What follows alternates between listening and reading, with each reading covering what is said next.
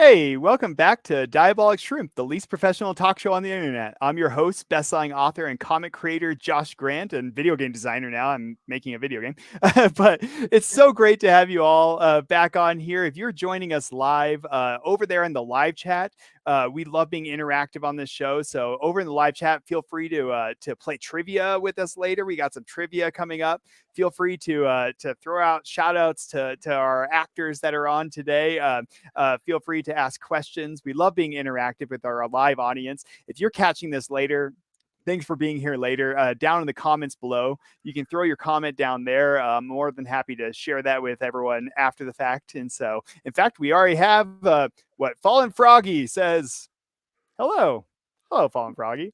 Welcome. And so, well, it's great to have everyone here. If you jumped onto this channel and have no idea what this is, Diabolic Shrimp is connected to my website, Diabolic Shrimp. We love to interview interesting and famous people from around the world. So, and I give a portion of my proceeds of anything I make from my books or any of this to universally good causes like childhood disease research and things like that. And so if you want to be part of that, if you want to join us in that journey, hit that subscribe button down below, ding that bell for noties, throw some comments on there, and we'd love to have you. So tonight, we have several special guests. I think it's our record, actually, of as many guests at one time. And so we have Andrea Hintz, who wrote this fantastic spy series. I've reviewed the book side of it, but now we have this audio book, and we have a bunch of the voiceover actors that are joining us from that. We have Tod Walker, Arlene Arnone, sorry, Arlene, and Christina Haystead. And they're just a wonderful, diverse cast of voice actors, and some of them are music folks. And so we're going to talk all about those things tonight. Stick with us for that. But first, we want to show off some of our highlighted books. Diabolic Shrimp is a big time into books as well. So first off, we have Brothers After All by Catherine Foster. One Ute school teacher goes up against the U.S. government after an EMP strike. Foreign interests run the U.S. coast. They want it all. Native America can unite to fulfill a 7-generation prophecy that the Red Road will rise again. Order today to see it all going down. I actually recently reviewed this fantastic book, by the way, and so definitely check that out. Next up, we have Fighters Part VII, Secrets of the Past by Ross Eberly. 3 powerful, high-level Skyfighters are missing in action. Find out who they are in Fighters Part VII, Secrets of the Past. And then last up here, we have I Know It's Daytime, prequel to the Meld YA series, a novel by Kelly K. Bowles. Kelly K. is a fantastic mystery writer, but this is a fantasy series. Annabelle Fleming is starting her first day of high school, but for her, it's a different first day. She has visions that reflect her anxiety from her many lifestyle changes. Plus, she sees objects surrounding her friends and family that seem to relate directly to them. Butterflies, bubbles, bruise-like auras, and fangs. Join her as her visions pull her into intrigue, mystery, and more than a little conflict. So definitely check those out. These are down in the description below. If you're interested in Perception and Deception, which is the spy series we're talking about tonight, you can also find all those links in the description below. So a bit about Andrea, since she created all this, she also acts a part in this drama.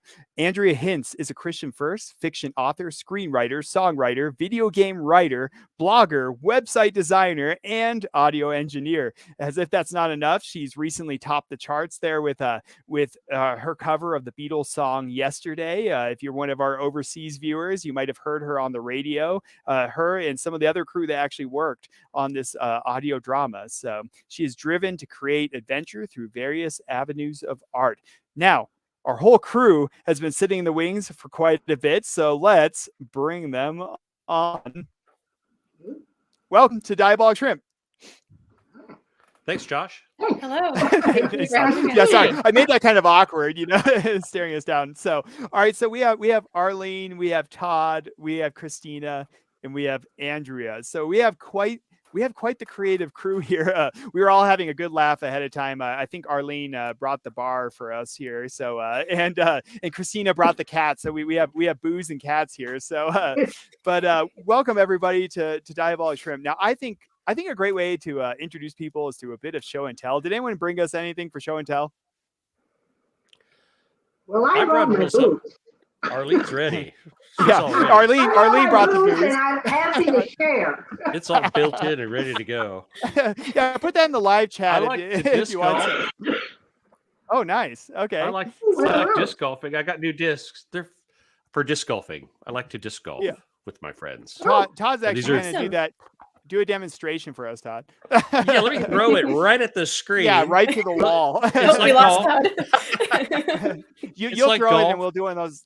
We'll do one of those things where I'll catch Virtual it. catch? I'll grab one. So yeah, disc golf was fun. I am terrible at it. I'm a director at summer camp in the summer, and I tried to show them how to throw it, and I like chucked it like sideways at a kid, and I'm like, don't put me in charge of this. So I was like, I have no idea what I'm doing. Yeah, I'm perfect. I'm definitely average for playing for 25 years. I'm still average. It's golf. It's still hard to play. You know? Yeah, I can't even play regular golf, so disc golf's even harder. So Christina, you brought your cat with you, right? She actually brought herself. She likes to invade my booth, and then she falls asleep on my lap for the entirety of whatever I'm recording. So yeah, I record until she lets me get up. Yeah, cats are actually the enemy of the show. It was like the second or third show of Diabolic Shrimp. I had Chris Hepler, who worked on Mass Effect, the video game series, and he and I were interviewing, and like his cat, like halfway through, like kicks his router off the wall, and he just like freezes. And I'm like, I remember that. That's why that's why the least professional talk show. And then Andrea, welcome back. For anyone that's watching, if you've been a long-time fan of the show, Andrea, you might have been you were like my third or fourth interview on this show, and we talked some perception and deception actually. And so definitely, if you're watching, check back if you want to learn more about Andrea. So welcome back, Andrea. 2 years ago this month, and then I was on your trivia show 1 year ago this month. So it seems like December is the month. Yep, yeah. I was like, December's just the Andrea Hintz. It's the Andrea Hintz show, and along with the booze and cats. We're all gonna drink, and we're gonna throw disc golfs with cats, and it'll be a lot of fun. And so, well, it's great. It's great to have you all on here. So we have quite the crew. We're all going to talk about perception and deception. Originally a novel, and now it's an audiobook. I've heard samples from it. If you're watching, you can actually listen to samples of it in the description below. But like Andrea, let's kind of start with you, and tell us a bit about your epic spy series. Just give us kind of like the general overview. Well, it revolves around a young female spy named Felix who moves into a small town in Vermont for what's supposed to be like a light mission. And along the way, she runs into the owner of a grocery store, and his name is Ashton. And they start to fall in love, and chaos ensues. And all these wonderful people on this show bring that story to life. Yeah, well, and it blew me away when you a while back, I was actually working on my zombie trailer, right? And and I actually reached out to you for some expertise, because I'm like, even though I used to act and all this, but I wasn't like in the audio world. And so I reached out to Andrea, for anyone watching, it's like for that zombie trailer, to get some idea on some of these clips and stuff. And you sent me some clips that you were working on at the time, and I was just blown away by the quality. I mean, like, when I was a kid, I used to go to scouts with my dad, and he'd be listening to an audiobook, but audiobooks of the past are way different than what you presented. You presented like a movie. It was like an audio movie versus like we used to listen to these clips, and they're like, so-and-so died and then said this. And it was like very dry. And nowadays it's like, I was just so blown away, because that's my idea of an audiobook. And just hearing some of your voices here on the show, and then like the sound effects and music, and it was incredible to me. So it was so cool. And we had the people here that brought it to life. So let's go around the table here. And so each of you just share just a brief bit about your character. And let's start with you, Arlene. So Arlene, tell us, you play Aunt Rosie. So tell us just a little bit about Aunt Rosie. Well, I'm Ashton's aunt, and she's a feisty old lady, similar to me. So it really wasn't too big of a stretch for me to voice Aunt Rosie. I just kind of did Arlene, because I can get feisty. She's a dear, sweet soul. Loves her nephew, but initially doesn't want to. She's not the the lovey-dovey type in terms of, huggy type auntie. But she loves her nephew and only wants the best for him, and gets involved in the story line at this point in terms of protection. And so she helps Ashton and Felix Fun. get away. Okay, well, and we already even have Annette Hintz here, who is also my plays mom. a voice. She'll actually be on tomorrow night for anyone that's watching. Yeah, so Hi, Mom. Mom's showing up here to check in on Andrea. Annette's very kind too. Annette, she says, "I love your Aunt Rosie. What a voice!" And I agree, Arlene. You definitely have a wonderful voice. And so, all right. So I have let's to say keep one going around quick. the table. Oh, Go for sorry. it, Andrea. One quick thing about Arlene. So you were the first voice audition that I ever shared with my mom, and I'd been listening to several, and I said, I'm planning on hiring this lady. She's so good. And my mom, puts the headphones on. This was the first time she ever heard anything from like the audiobook at all. And she put the headphones on, and she said, hire that woman now. What are you waiting for? Yeah, there you go. It's right down the bottom of the I screen. It says, sent you the offer letter 5 minutes later. Can I use you guys as backup when I send out other auditions? Yes. Yeah. Yes. Give him my phone number. Give him my email. I'll back you up all the way. So I'm going to use Andrea as a reference by this point. And so Andrew's actually always very supportive. And so Tod, you play Wolf and Mr. Henderson, right? So you're kind of in this more kind of mentor-y role and stuff. And Right. So kind of like so tell us just a little bit. I like a father figure. Is the way I kind of view him. If I recall the story correctly, I am Andrea's new boss. She's worked with other people before in her secret, missions, whether heavy or light.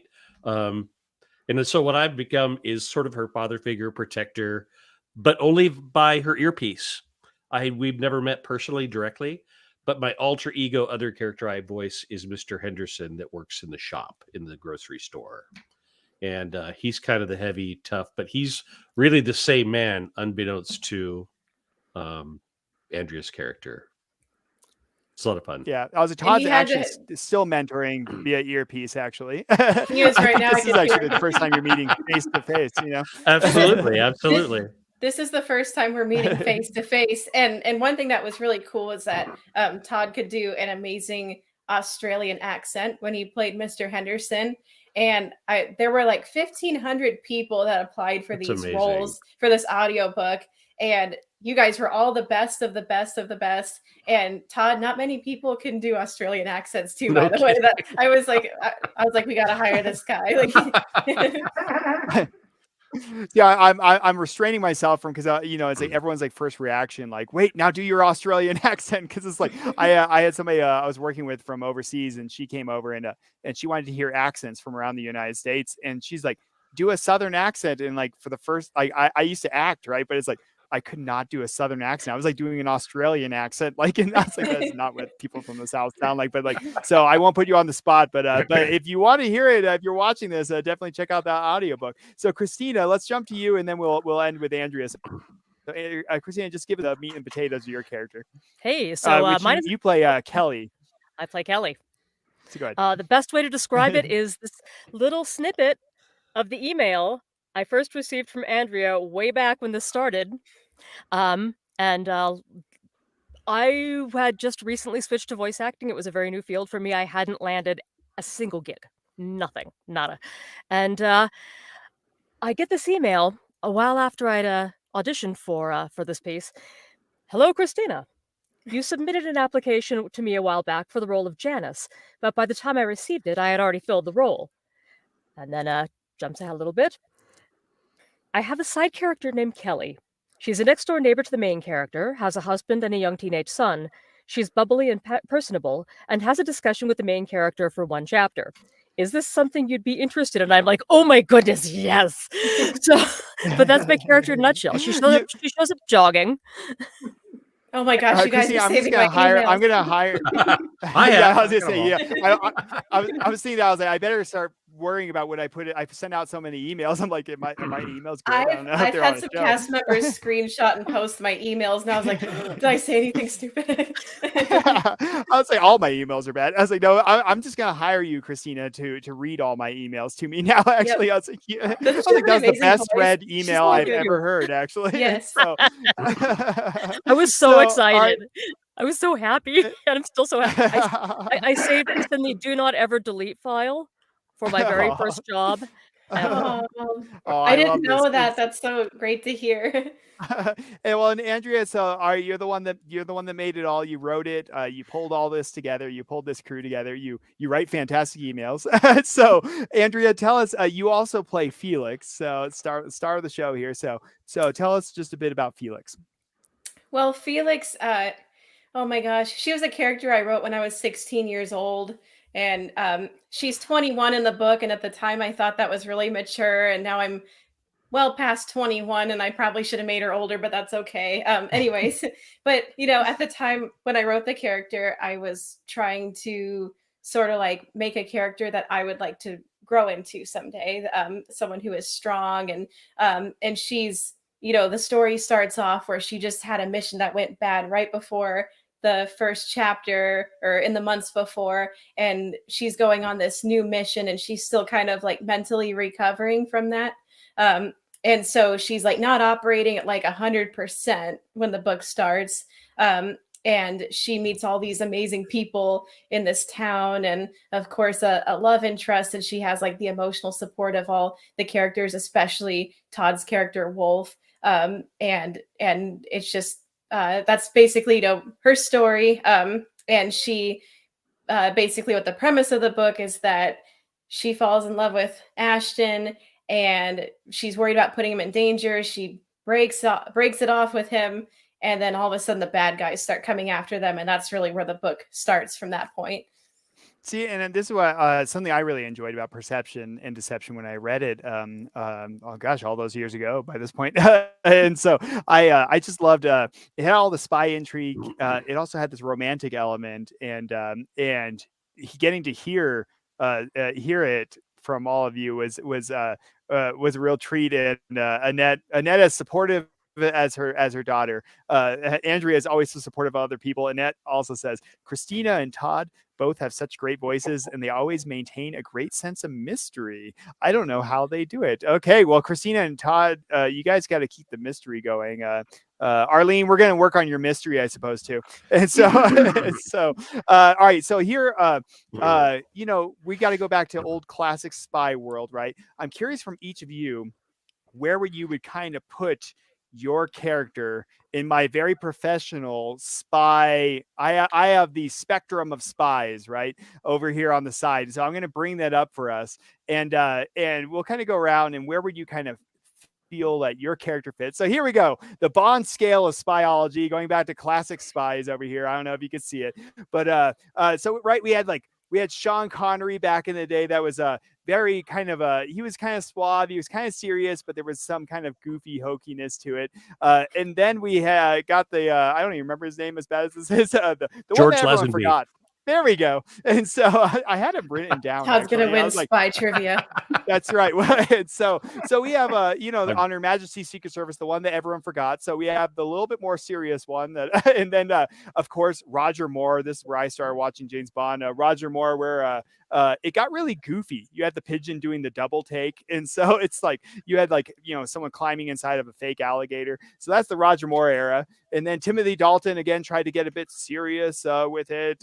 He was kind of a little bit more Cold War era. And then my favorite, Pierce Brosnan, a little bit more suave. You still had the fun, but it was also a little bit more into the serious realm. And then we get on to the Daniel Craig ones, and everyone's going to hate me in the comics because I find them very bland and boring. And so, but the Daniel Craig ones actually are a little bit more down to earth, a little bit more actually serious. And so going around with each of you, where would you put your kind of character in this realm of spy world? Are they a little bit more like fun and out there? Or are they a little bit more serious? Are they a little bit more on the mystery side of spy things? And I'll bring it back to us because we're all kind of tiny on this. And so where would you kind of like say your character fits in spyology, my spectrum of spyology? Are they a little bit more on the goofy side of spy world? Or are they a little bit more on the serious side, or a little bit more on the mystery side? And we'll go reverse order. Andrea, starting with you, Felix, large character in the book. Where would you kind of put her in this? She's not really goofy, and that was a problem for me while I was recording because I'm a very goofy person once I warm up. And so I was trying to record serious lines and was just laughing the whole time and had to keep retaking. So she's more solemn. So I guess I would kind of rate her more towards the right side, not quite to the end by Daniel Craig, but maybe like one or two before that. Yeah, go Pierce Brosnan. Again, that's my favorite. Yeah. You don't have to let my bias go for it though. It's like there's actually a lot of diversity in this book actually of characters. So Christina, where would you kind of put Kelly? Kelly, I would say, is right in the Timothy Dalton camp. Yeah. Because she's fun. She's got this teenage son, you're pretty sure she's the person to bring over cake and a big pot of soup when you're sick or something like that. But you really don't know Cake that much soup? about what's going That's on. the weird thing to eat while you're sick, Christina. Oh, cake and soup. Yeah, there you go. I'll have Dip it cake in the soup. anytime. Yeah, dip the cake in the soup. So, well, okay, fun. So she's kind of a good caretaker, you feel. She is. She does have the warm fuzzies. She's a great neighbor. She'll keep an eye out for you when you're out of town. It's good to have Kelly nearby. Nice. And so in Fallen Froggy, by the way, it says, I have not read the book, but it sounds great. That's really kind of you, Fallen Froggy. Definitely check out that book in the description. If you you can read the chapter book, or the nice thing that since we're all talking about it, you can listen to it. It's actually like listening to a movie. It's awesome. It really reminds me of go ahead. The chapter book is free on Kindle right now, today and tomorrow. So if you want to grab a free copy of that, you can do that. But I highly recommend the audiobook over the chapter book any day of the week. Yeah, it's it kind of blew my mind just the production quality that went into it. So Todd, where would you kind of put the you have Wolf and Mr. Henderson, so I guess where would everyone go? Honestly, in this, may I preface my choice by saying when I read the book and accepted Andrea's offer, I thought of Charlie from Charlie's Angels as being the guy in the voice. But on that scale of your Bond characters, I'd say between Timothy Dalton and little Roger Moore, just with the little silliness, but probably leaning more towards Timothy Dalton, honestly, because I didn't know how light to be. I was like, it's kind of feeling it out. So it was definitely an experience to kind of find my way with it. Yeah, well, I'm fascinated to see in a second what everyone's kind of like process was of that, because it is kind of weird bringing a character from the page to life, especially through just the voice. So, Arlene, what about you? Where you kind of put Aunt Rosie? Aunt Rosie, I would definitely say is Roger Moore. Yeah, she's a lighthearted character in a serious vein type thing.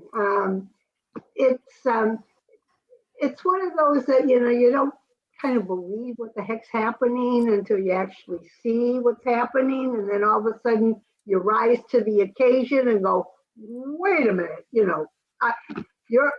then protective mode happens. And that's Aunt Rosie. I just think that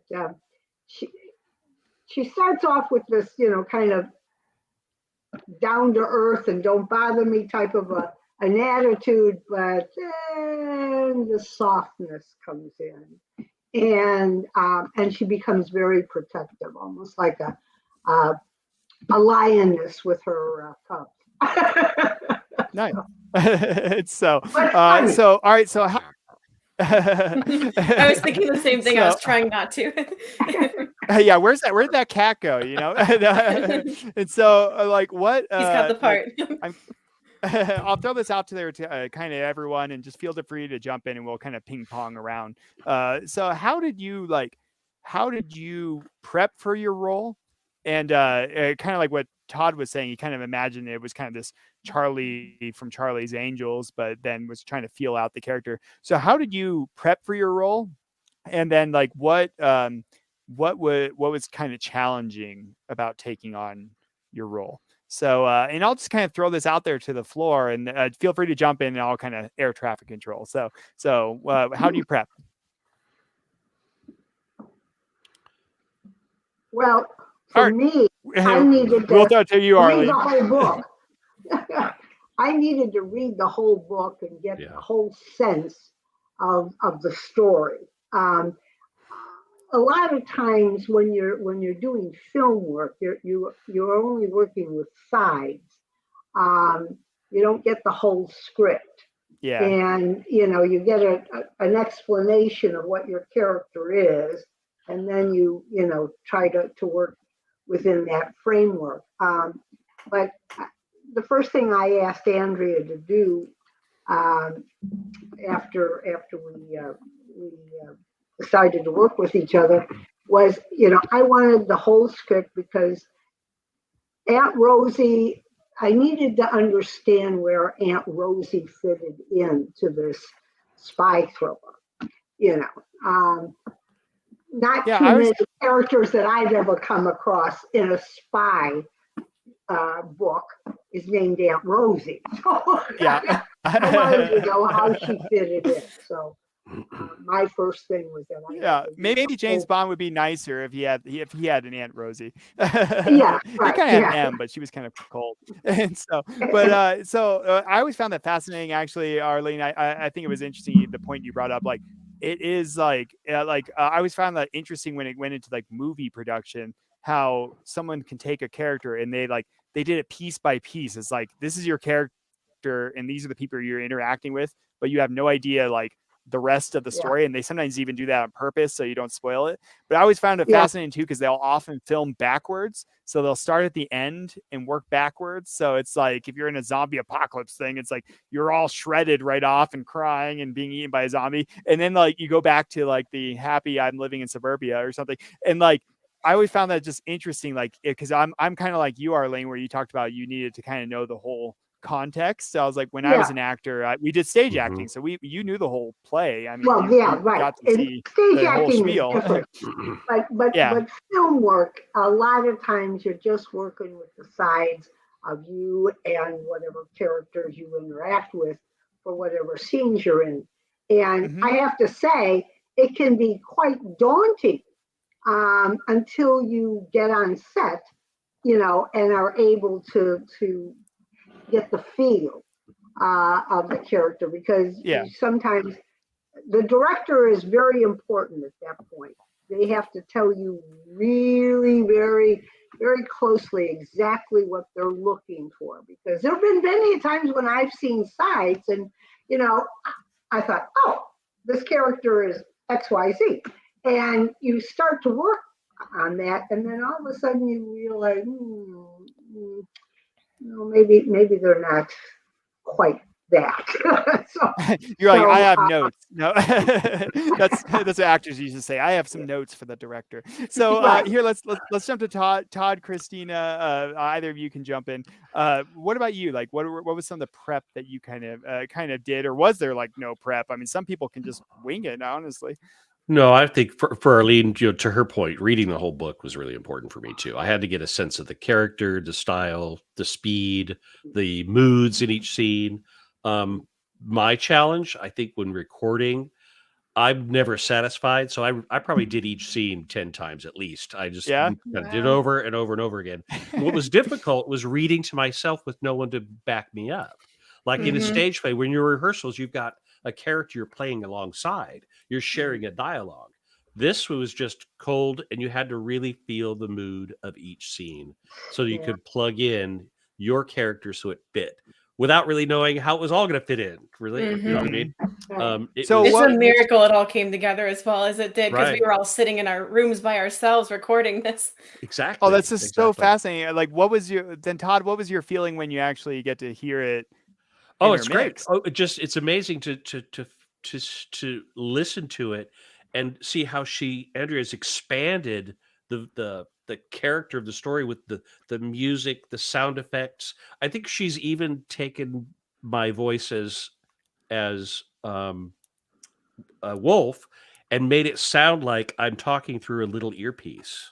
It's a very unique little quality that she did to my voice, within the story that I wasn't expecting. I didn't hear that from my microphone here when I recorded it, but those little nuances really bring the story to life. I It's tested great. your voice through that filter before I hired you, by the way, because I was planning on using That was really good. Very using that. clever. Totally unexpected. I only hear everyone through a filter anyway, and so, but like, well, that's something I found fascinating when I was talking to Andrea. I was picking her brain just a bit back when we were doing Zombie, and she was showing me some of the sound effects, and she was asking about like too much sound effects, too little sound effects. It all sounded great to me. So it's like way too many sound effects. But I just think it's funny because when you're actually making it, people don't realize, like you said, it's like everyone's all kind of separated out and you're just kind of talking to a void and trying to make it sound natural and having reactions. And like, Right. I find that all just interesting on like the production side of it, because like when I was doing Zombie, I had to listen to like, I only have 4 lines in this like trailer. I had to listen to them over, and I'm like literally hear like the universe is infinite in my nightmares. By this point, I listened to each line like 60 times. So I can imagine you had to take a whole bunch of takes. Then it on got that. stuck So what- in my nightmares. Thank you. yeah. Yes.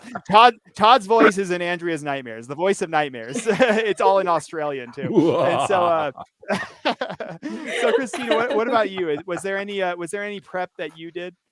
Yeah, actually, there was some. One thing that I really like about voice acting, having come from more of a stage background and more of an operatic background. First of all, the working by yourself is really took some getting used to, but it does give you the luxury of being able to take a few takes. And the one thing that I took from the previous background that I had was that every role has significance. And this is a short little scene with Kelly and Felix, but I never want to come to a scene and say, "Oh, I've got this many lines that she doesn't need a personality." I really wanted to think through who she was, get an idea of why she would be visiting Felix, besides just the fact that this is a new neighbor, but sort of actually make her a person. And then she just came from a long jog, so I actually jogged in the booth before recording my lines. And That was started at the awesome. beginning. It was so fun. And then as I started catching my breath again, I'd record the next set. And every time I went back to do a re-record, I'd have to jog again. You know what? Everybody who hears it, they say, "Oh my gosh, she's so good. She actually sounds like she was running." Like they comment on it right away. So like very Good thinking. dedicated. And I I really love wished that. I wish that Kelly would have had more lines in the book too. I wanted to hear you talk the whole way through after I got your recording. I was Oh, like, you're oh so my sweet. gosh. So I'm gonna expand on her character in a later book. Oh, Just so you know. I love that you actually jogged beforehand, because I used to act, I used to stage act, but it's like I would like prep ahead of time. If I have a sad scene, I would do all this breathing stuff, to prep ahead of time. Or I'd be like yelling at nobody. I would practice my lines in the shower, so I'd be like in the shower, like screaming at the wall, and someone's like knocking on the door. They're like, "Is everything all right in there?" So it's like it's fun to hear. Like I hope in a spy novel though that gets dangerous. I hope Andrea, for Felix, I hope you didn't go undercover for multiple years at a time to practice for your role. But Start touching the shower wall. No kidding. yeah. Andrea, what was the challenge taking a character that you wrote and that was on pen and paper and bringing Felix to life? Because it's like it's a very different relationship between everyone else here and their characters, because they're taking this character and they have a different perspective. You created this character and now you become this character. So what was that process like? I was very insecure. I still can't stand to hear the sound of my voice, even though I've listened to it so much. It was very intimidating for me. And in fact, I actually didn't want to narrate the part initially. I was going to hire somebody to do it. But I had a lot of friends and readers reach out and they said, "I think you should do it." Like some of my friends who know me really well said, "This character really reminds me a lot of you." And they said, "I think that you should at least just try it and record some of it and see how you do." And so I was like, okay, I'm going to give myself like a 2-month grace period here. And I'm going to practice reading and see how I do. And I just spent every day walking around the house, reading the book out loud by myself to see if I could, how I could, if I could do it. I have experience with like singing and other creative outlets. And so it was was interesting. And it was kind of I don't know.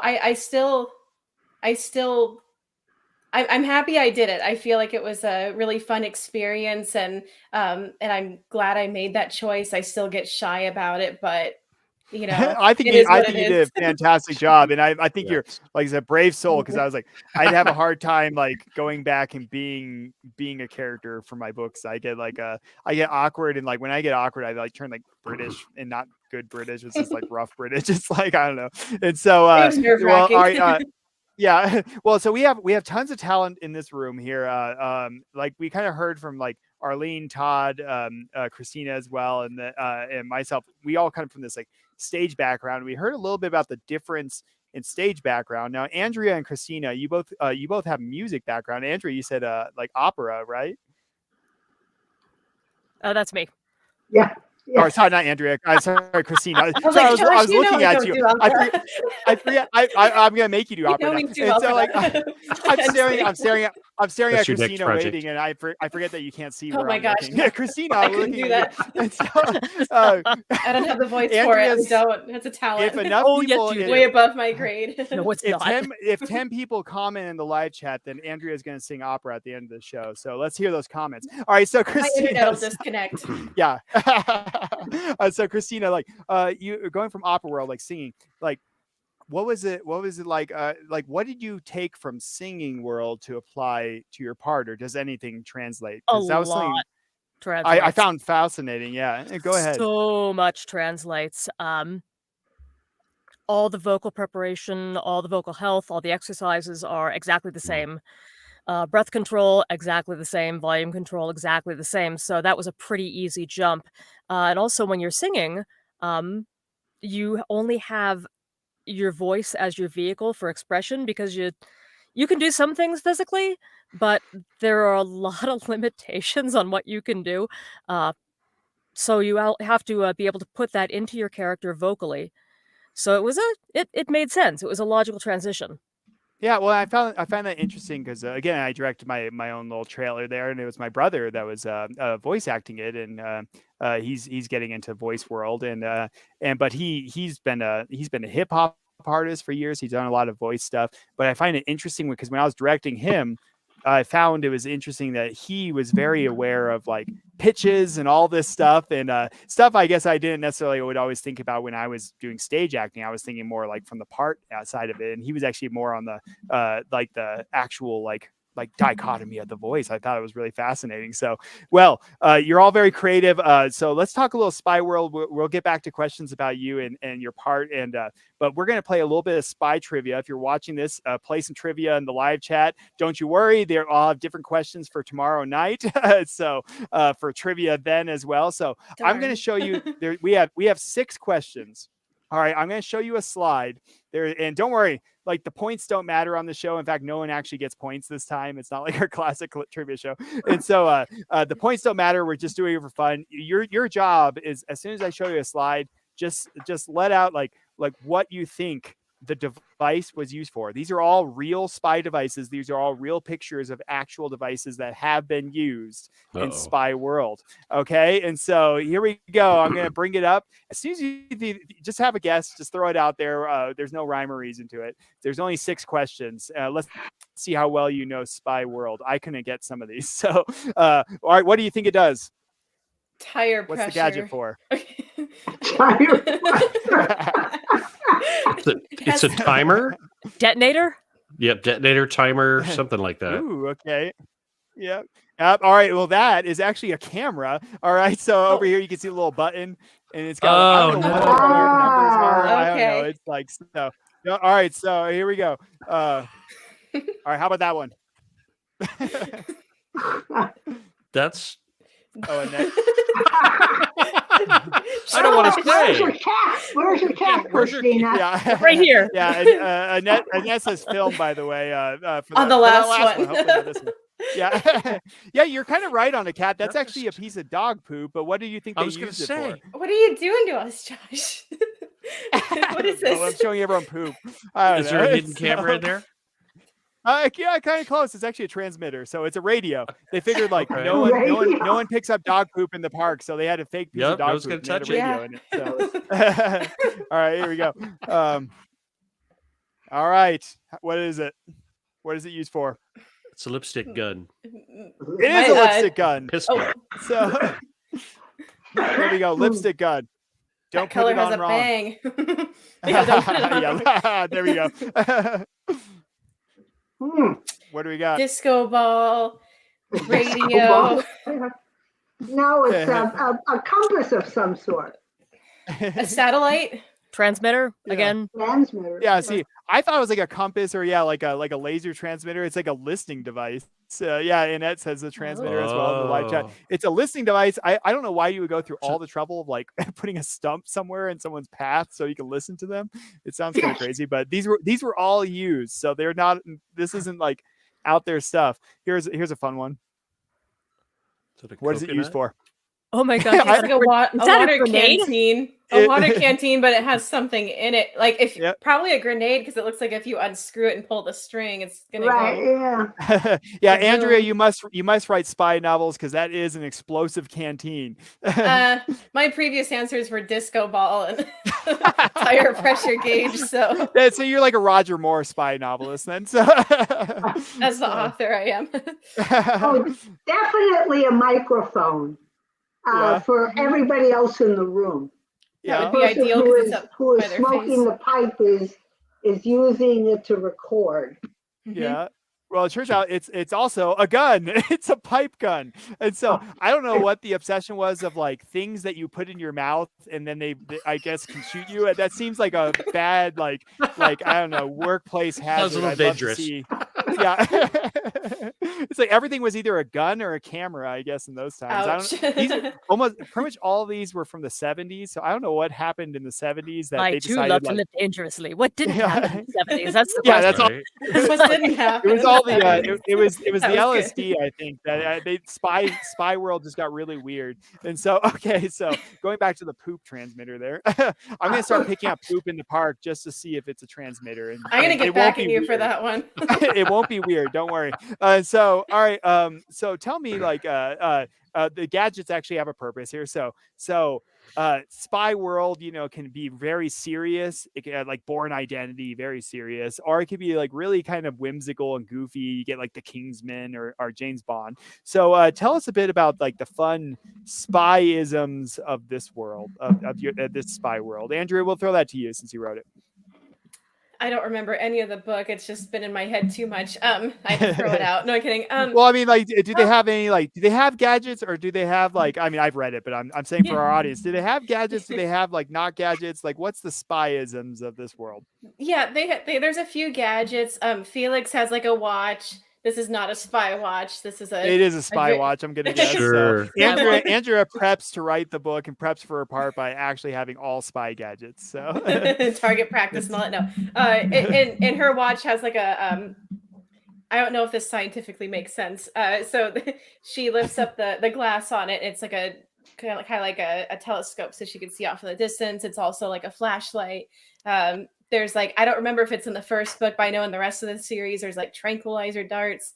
There's experimentation with holographic people at some points. Which is everyone here, like Tod and Arlene are actually holograms. So they're holograms. So look, oh wow. Pre-recorded holograms. I'm back. On my screen, it actually skipped Todd, so you literally did disappear. I was actually really That's funny. impressed. I planned that. StreamYard the is just magic. So okay, well, and so I'm curious from you, each of you, if you were in spy world, if you became a spy, what would be one of your favorite spy devices to use? Like if you can come up with your own spy device, what would your spy device be? I'm gonna put you on the spot here, Christina. I'm sorry. You got one? Ooh, there are so many ideas. I love her enthusiasm. It gets me excited. Oh my god! I take my enthusiasm from you. This one's a little futuristic, but carrying around sheet music for so much of my life, a musical score that could actually record, written, transcribe. Ooh. Ooh, okay. Wow. Oh, Wow. I actually really want that for like, they have like text to speech, but I don't know. I would love for it to just like pull a book out of my brain. I can think faster, So I love that. It would be actually really fun. So, all right, let's jump up to Arlene. Arlene, what would be your spy device? I am so out of it in terms of trying to think of a gadget. I mean, I have trouble with can openers. So the thought of trying to think of a gadget that would do anything other Use a than liquor what bottle. a pipe, I said, use a liquor bottle. a liquor bottle. Yeah, right. That's in every All I spy wanna film. do is drink. Oh, With a can opener. Unless, of course, I could use it as a telescope. I'm just imagining the spy now, that drunk spy with a can opener. That's really all you need. It's just We've written the next book, Arlene. Let's get started. Aunt Rosie's background, the prequel. And so, all right, Todd, how about you? What's your spy? there's so many things. Like I think right now, like Get Smart. He get the shoe phone, Yeah. right, or the watch. But now you can literally use a iWatch. You can talk in it. I can take phone calls on it. This is I know. reality. I know now it's a reality. I I can live I in wear a spy glasses. world. I like these glasses that now you can. There's a camera, and you can record. I don't know how long you can record a segment for, but you can actually record on your eyeglasses, and nobody even knows what you're doing. Or how about the glasses that can project internet screens? I'm old enough. I'm old enough to remember the Flash Gordon series that used to run in movie theaters. That's how old I am, but let's not talk about that. But that was all let's pretend, okay? But these days, all those things that were around when I was a child, it is reality today. Yeah. I know. Right. Isn't that crazy? It's like I was watching like holograms on James Bond. They had like a hologram, and I was like, that's so hokey. But then I was like, no, it's real. It's real. It's real. And now we just gotta go backwards with spy stuff and make it less real. Yeah. I've even Go heard ahead, insects, When insects. I think back to just 1986 was the first time the first time that computers were in offices. And they were huge monitor whatevers. Yeah. And now you got a computer that you hold in your hand. I mean, I'm still trying to put floppy disks into it, They don't fit anymore for some reason. Card, 3.5 and the 6.5.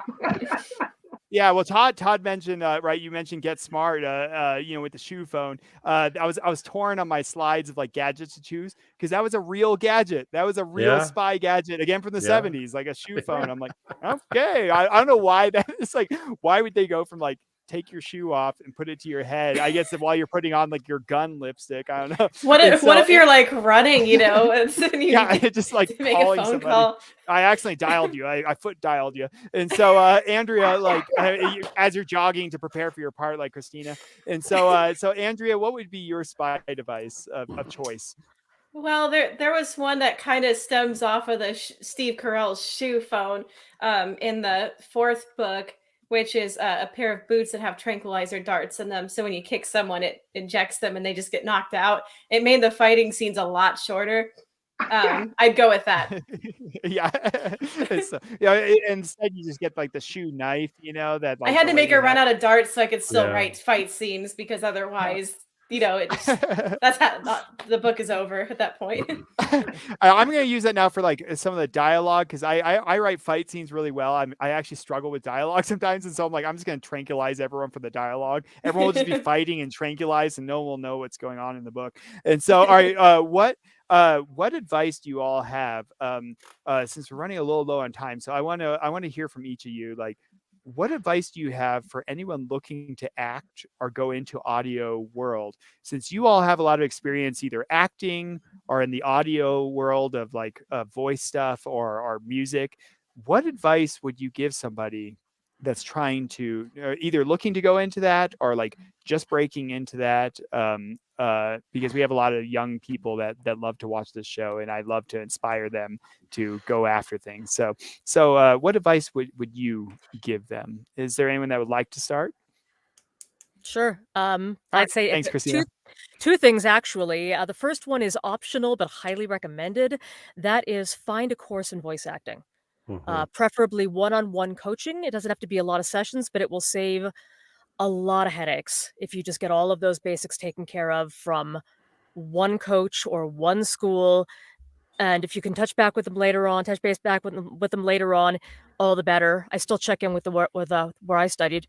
And the second is find a community of voice actors. They don't have to be like super high up the chain, but social media has all sorts of groups. I belong to one that's called Let's Read, and they'll get a hold of movie scripts and we'll read, Thor, or we'll read Guardians of the Galaxy or whatever, and just have a lot of fun with it. And it's so good That's a for your lot of acting fun. jobs. Yeah, and plus you meet people and you connect. So Yeah, Yeah, that's great. and it was just actually one of the best parts of it. So unless you're acting an audiobook, then you're all sitting in a room alone, reading your part to oblivion. Not just joking.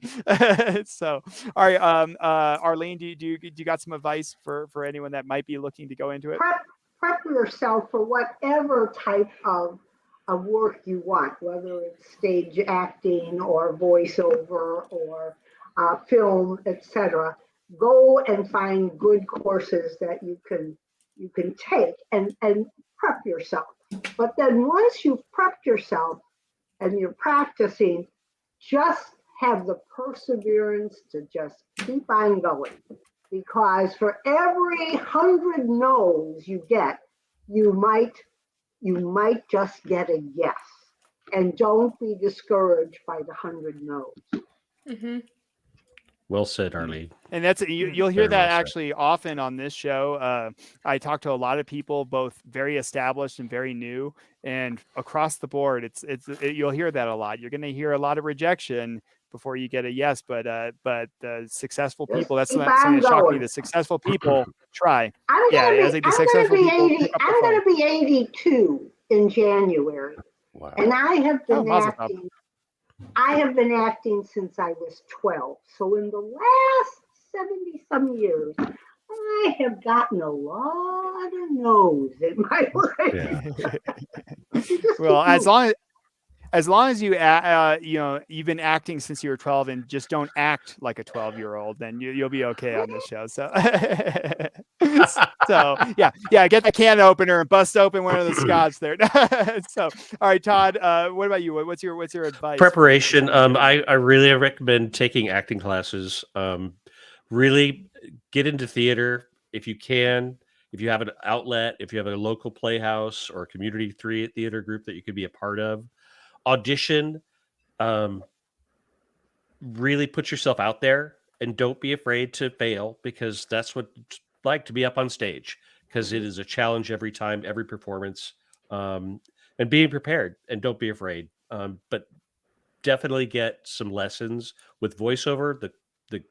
The team that has trained me in voiceover, and I'm still a rookie, has emphasized practice, practice, practice, practice, practice, practice, and listen to characters you like that you think that you relate to, whether it's a commercial, whether it's a movie, television show, or if you are in theater, someone you would look up to that plays characters that in a similar style that you would like to do.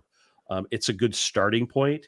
And after that, it just becomes much more second nature. And it's just be prepared, be prepared and practice a lot and put yourself out there. Yeah. And it's hard to do. And I always want to emphasize it's a lot of fun though when you do it. And so definitely it's scary, it's challenging, and in the end up it's really fun, and I think you'll be happy you did it. So Andrea, how about you? We'll round out with you. What do you have some advice for anyone going into the audio realm? Well, I agree with everything that everyone said. Take your courses, practice, keep applying. As someone who has gotten, let's see what that says. Oh, sorry. Annette says, you all inspire me. Thank you. Golden Globes for all of you, including you, Josh. What do you mean, including me? I'm in charge of this show. I get the only. I'm joking.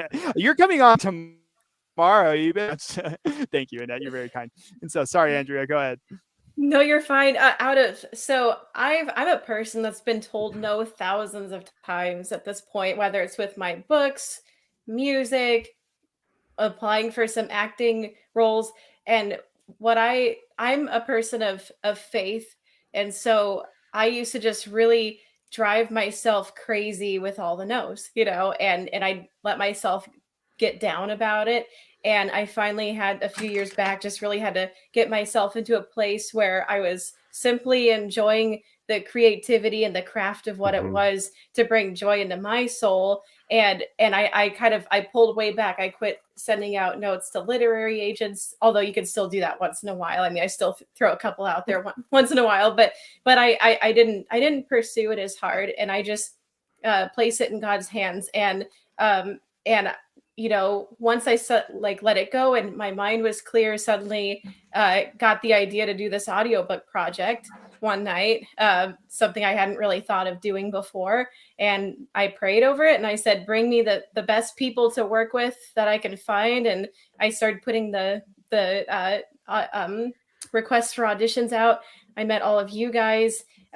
Prayers were answered. I don't know if you guys were praying for work, but I was praying for people to come to me. So, I think that God was intercepting there for us a bit. And I just really, I have to tell you, as soon as I quit banging my head against the wall trying to get a yes from somebody, I just started making my own yes. It's like, let's make a project.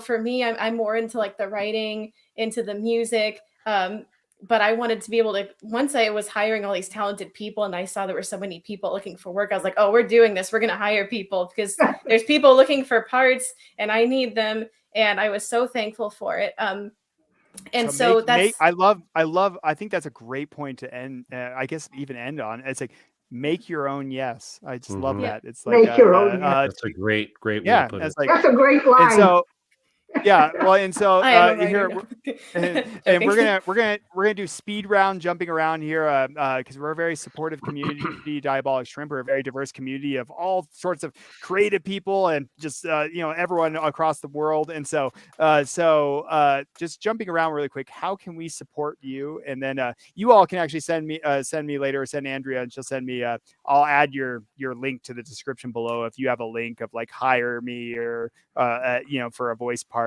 I would love to add those into the description below. So speed round really quick. I know, sorry, we're running low on time. How can we support you?